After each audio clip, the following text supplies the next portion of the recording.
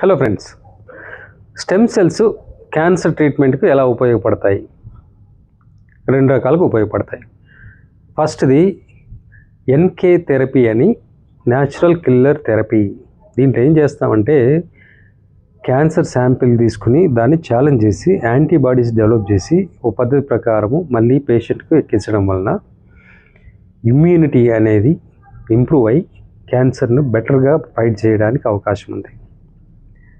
రెండోది కీమోథెరపీ లేదా రేడియోథెరపీ చేశాక వచ్చే సైడ్ ఎఫెక్ట్స్ ఏవైతే ఉన్నాయో, అంటే సడన్గా వెయిట్ లాస్ అవ్వడం, జుట్టు రాలిపోవడము, మనిషి పల్చక్ కావడము, ఆకలి లేకపోవడము, ఇలాంటివన్నీ న్యూట్రలైజ్ చేయడానికి కూడా స్టెమ్ సెల్స్ చక్కగా ఉపయోగపడతాయి. So double advantage with stem cell to fight cancer.